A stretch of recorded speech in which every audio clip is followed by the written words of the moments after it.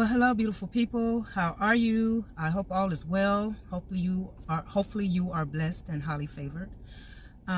This is Kiki. I'm on the roll, on the go, ready for the show. There's always a show in my world. So today I'm so proud to say and announce that I finally got my twins graduated out of the 12th grade. No more high school for them. Now they're preparing to go off to enjoy the new world of adulthood. And they'll probably get a chance to see why they heard me nag a lot about money and making sure you appreciate every little penny you get and take care of the things that you have. They about to find out. Anyway, I really hope everything goes well for them on their next level, next journey. So beyond that, it was like a little mini family reunion. Their father came along and supported, and you know, everything was a little peaceful. But I will say this, let me just put it this way.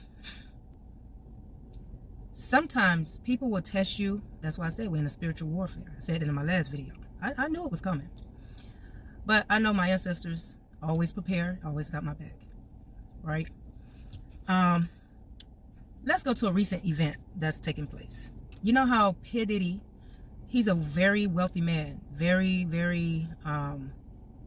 smart in some of the things he does. I'm not saying he was completely smart in everything he did, because that was a fucked up, dumb move to be taking advantage of little kids. But that's besides the point. He decided to buy silence. And this is what I'm going to focus on today. People that like to buy silence while they continue on a fucked up path. So I know that lately I've been trying to create video content that help empower people, not just women, but just people across the board. Whoever's going through any struggles and challenges in life, that's what I dedicate my videos to. Even the people that haven't been through much of anything and they just want to learn more about others and how to cope, you know. So I know that is like the big thing. When people start to make a certain amount of money or they move up to a certain status, they feel like, oh, if I just pay somebody some money, then I don't have to worry about being exposed. I don't have to worry about nobody trying to put me out there, mess up my name, mess up who I am, really reveal the true side. Like remove that mask that they like to hide behind and impress others, you know, and make people think one way. Kind of like create this Delulu illusion. So I call this the P. Diddy polluted power. So I think I know where the issue started in my life. Of course, I'm going to always tell my story, my truth, because how can I talk about anybody else's and then not expose what I've been through? So I grew up over the years in a Christian household where I was told what happens in this household stays in this household. Meanwhile, no matter how effed up it is, no matter how chaotic it is, I still had to get up, get dressed like nothing never happened, put on a smile, carry my Bible, and skippity daisy on down the road into society. That was kind of like the layout of what was instilled in me, right? And so as I grew older, I kind of stuck with that concept of, okay, when you see something, don't say nothing. Stay out of it. It's none of your business. But I can understand why some of that take place, because sometimes you can see something and it might not be exactly what you saw, and then you go and tell the wrong information. I can understand that. That's not cool. But then when you do see something and you know for a fact you saw it happen and you felt it happening and you know that there was nobody else there but you experiencing that, then it's time for you to speak up, no matter what. No matter how many apologies, no matter how many times you give people chance after chance after chance, you got to speak up for your life, for your future. So where am I going with all of this? So this is where I'm going. So recently I was told that I'm putting dirt on somebody's name. And I have no reason to just find a way to put dirt on somebody's name. Whether you broke, whether you're rich, millionaire, whatever. If you did me wrong, I have the right to speak out about it. Unfortunately, I can't go around kicking everybody's ass. Of course, I don't want to create a criminal case, but my words are powerful. And my words, I have no reason to lie, because I don't want karma in my life. If I already had to deal with some mistreatment, injustice, I guess that would be some type of bad karma. Why would I want to invite more karma in my life? I'm trying to recover from already what I have. So when I'm telling you my experiences, I'm not trying to throw dirt on nobody's name. I'm trying to speak my truth. But since I guess my information isn't as truthful and detailed as people want me to be, so I'm going to do that. Okay? I was told that I made up a lie and said that this particular person did not give me money. But because they gave me money in increments, that's not, I have no right to say that they're not helping me financially, right? So let me go ahead and break this down. When you have been introduced, or I have been introduced to a lifestyle where we were living almost on 150,000 and more throughout the years, and then all of a sudden, because somebody took their reckless, nasty dick ass out there to cheat and mess around, right? And then they created karma, which caused them to have an injury, right? And then that kind of changed up the whole money deal. So now all of the bills that was accumulated between two adults and children fall all on one person, because the other person may come up short because they got to recover from some injuries they went out there and ran into. So when I'm trying to make it the best way I can, trying to juggle, trying to struggle, then all of a sudden I'm being told that, okay, I'm going to give you not half of what you really deserve, because, you know, we were in the middle of, I needed to sell this house. And because there was a tenant that was weaseled their way or connived their way into the house, and they left it very just out of whack. No cleaned up, roaches, holes in the wall, stuff just all nasty everywhere. And then I'm being told that I got to help put it back together. But then when it's time to sell a house, I only get a small percentage of it, meaning this percentage is less than what I make in 1 year alone, right? So I'm being cooperative. I'm saying, I'm gonna be fair, because no, I don't know all the ins and outs of how to do plumbing and how to really do all of the blueprint of remodeling and fixing up a place. But that's what's being thrown in my face. Why? Because I spoke out against domestic violence. Because somebody tells me, oh, I only put my hands on you 3 times, but it shouldn't count because it ain't like I do it every day. Take this money and shut the hell up and stop complaining about what I do. Now, meaning I never really expose a lot of information like I really, really could. But because I am trying to make this a teachable moment, and then, yes, it may be sensitive but this is the life that I had to live. Of course, I can't tell a story if it's just me by myself. I'm telling you experiences that involve more than one person. If I was by myself, of course my life gonna be at peace. Of course I have no reason to make a content about relationships and domestic violence and money and all this funny type stuff. Then during the time that we're in the middle of trying to remodel a house and dealing with an injured person, and then on top of that, they don't bring in the money that they used to. So now all the pressure on one person. So they want to pull up on graduation day, make up a lie and say that, oh, I need to stop by the house to pick up some stuff that they could have just waited and just picked up down the street, or waited until it shipped to them in the mail. But they insisted on, oh, I got to get it today. So I'm being cordial. I'm being nice. I'm letting them come over to spend time with the kids, trying to, get whatever they need. Then they want to put on some type of show in the neighborhood around the people I got to live with, trying to make it seem like, oh, I'm just such a big liar. But I wasn't the one that lied and told them that, okay, listen, I always acknowledge that I'm not perfect. I do make mistakes. Yes, I am healing from a lot of bullshit, all the way from childhood. So I know when there's a time and place to really acknowledge that, okay, am I acting out because of somebody else's emotions and because of what somebody else did, or is this really me by myself? So I meditated, I contemplated. Yes, I know that my girls, I love them to death, but sometimes it's so hard to try to stay in the right mind frame when somebody is constantly coming at you, but don't want to own up to their mistakes. And the only reason why I point out the things that I experienced is because I don't want nobody else to be stupid to fall for the same mistakes that I did. Okay, when you are with somebody and you keep pushing, trying to get them to change and get help, and then they go and kick and scream and holler like a bitch ass baby, I'm sorry, y'all. I'm trying to control my emotions.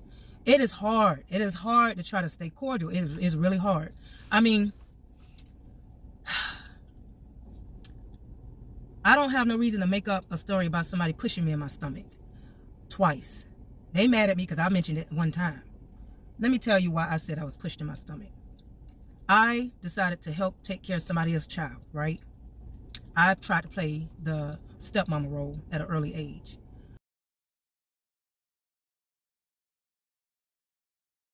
The child resented me the whole time because the mama resented me. All right? Because the mama was upset after dealing with domestic violence. But I was just so naive and in love, I didn't even recognize that. She was trying to figure out why I get the special treatment and she get, what she got. But eventually, I joined in with her too. So the little girl comes over, spend time with us. Well, actually was staying with us. And one particular day, her mama decided to pick her up. So I dressed her hair up, I put her on some clothes. But before I always send her to her mom, I always feed her lunch. And her favorite lunch was peanut butter and jelly. I'm like, you sure you don't want nothing else? A grilled cheese sandwich? You don't want nothing else? Subs? Nope, peanut butter and jelly. But she's a sloppy, messy eater. So she drops jelly all on her shirt. But then during the time, her mom was just pulling up. So we just kind of was trying to wipe it off. And then I said, well, most likely your mom will probably take you home and change you up or whatever. So her mom picks her up. She get in the car. They going on about their business. And then her mom calls our house and start going off. She didn't ask me no questions. She just was telling my ex, screaming, yelling, calling me every name in the book, outside the book, around the book, all of that. Now, mind you, I'm the one that was responsible for getting this child up every morning, making sure she have a good breakfast, making sure she get to school, making sure she come home safely, making sure she have her homework done, and just making sure she's ready for the next day. Now, this was something that I volunteered to do while the mom couldn't go to school because the father couldn't afford to put her in no after-school program or daycare. I got tired of the whole getting the bad end of the stick because if I discipline the child, like say if she's doing something out of the way, then the father becomes defensive, but I'm with the child 9 to 10 hours throughout the day.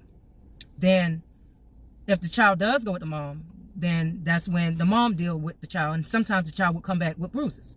But at the same time, I was told not to get involved with that and they'll handle it, when I kept saying, okay, this is not good for that child to be going through that. Anyway, I know that my partner got off that phone and started going off, getting upset with me. I'm like, he upset with her. Then I'm like, well, why are you letting her talk to you like that? Why are you letting her disrespect me when we're doing the best we can to help her out? And I just said, fuck it, fuck you, fuck her, and the little one too, and I'm getting up out of here. So I started packing my stuff. Now, mind you, at the time, I was at least probably 3 weeks pregnant, if I'm not mistaken. And I started packing up my clothes, packing up my bags, trying to get up out of the house. I get in the van. As soon as I get in the van, I try to hurry up and pull off. But before, I guess I was so nervous because I'm trying to get up out of there, my adrenaline rushing. He was able to get to my hands and he reached over to try to snatch the keys out my hand. And I was gripping them tight, trying to, power down so he would not take my keys to keep me from leaving and getting away from him. And it happened so fast. And my mind was just so just not thinking clearly. Just all I kept thinking is, I need to get the fuck away from this. This is tearing me down. I need to get the fuck out of here. And this is not the first argument, but this was at the time going on our second physical altercation. But as he was reaching in, he ended up, because he was trying to reach in further, and he ended up putting a whole lot of pressure on my stomach. Now, after, eventually I gave in, and he took the keys, told me to go in the house and go calm down somewhere. I didn't think anything of it because I was just shocked about the whole ordeal, even though I tried to fight my way out of it. I mean, nothing I did was able to outpower him. And I said to myself, okay, pull it together. You got to forgive him. You was taught to forgive. Don't speak out about it. Jesus, Jesus gonna work it out. Jesus gonna work it out. And so I just kind of just let it be. Mind you, less than a week after that, I started spotting. And then all of a sudden, I went in to find out what was going on to my OB, GYN. And she just told me that the baby didn't make it. And she told me to let it run its course. Eventually, my body will reject the foreign object. Basically, it became foreign because it was lifeless. And it was like, eventually, it would stop developing and, just abort its own self instead of me going to have it done. So, and that's what it did. Eventually, it did expelled out of me during the time I needed to go and pee.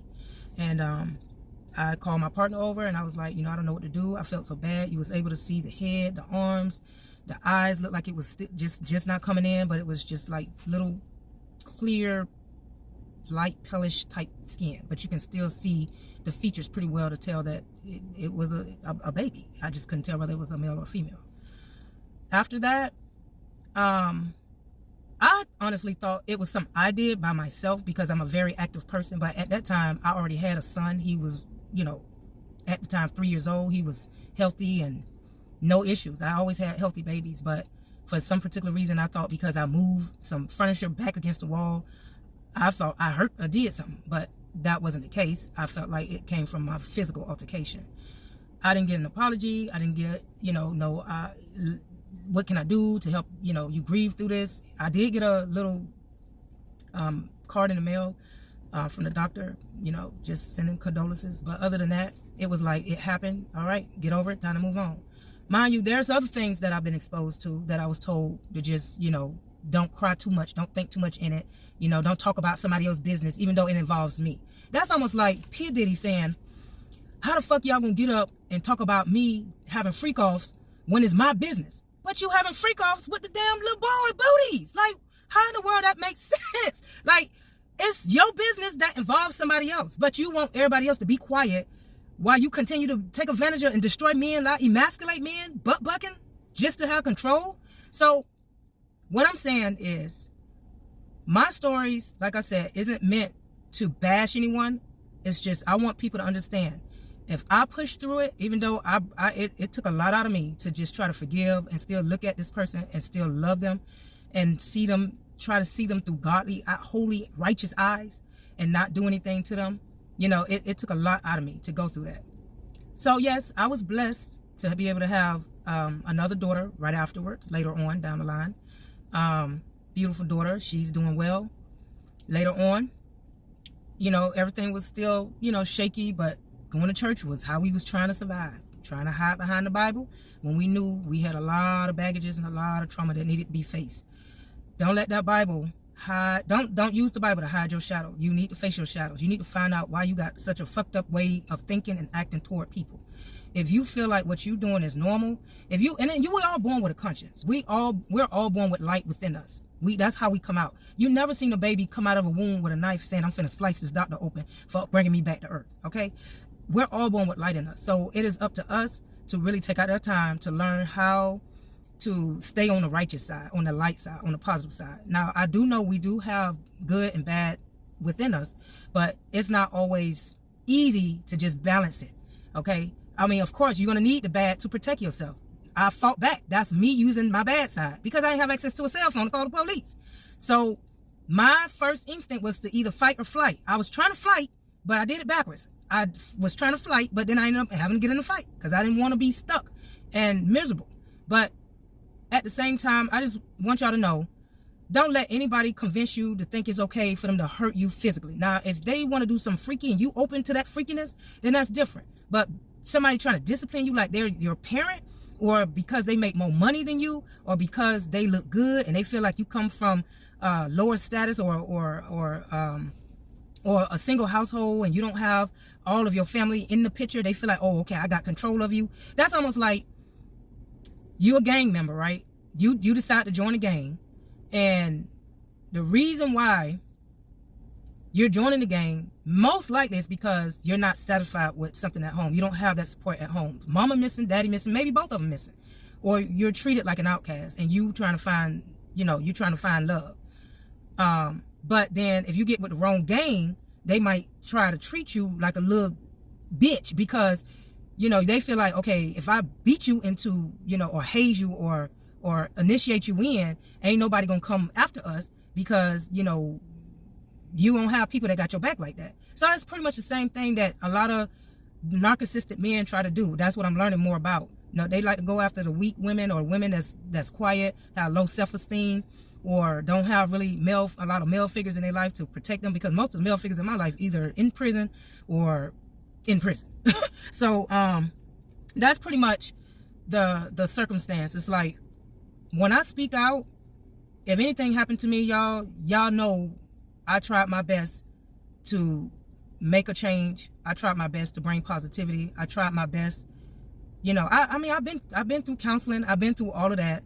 And no, I'm not living in fear. I'm just saying, when somebody is so stuck on, I know I'm right and you ain't finna point out my wrong, you know, then it's like, it's really out of your control. That's like going to the doctor and the doctor's telling you eating too much greasy meat, but then you want to snap on the doctor, but then at the same time you having bad side effects. If I'm telling you cursing yourself because you going out there cheating, you keep lying on me, you messing up the money for the family, you messing up our health, you exposing our health to different people out there in the world because you don't want to be smart and have self-control, then you don't come being mad at me.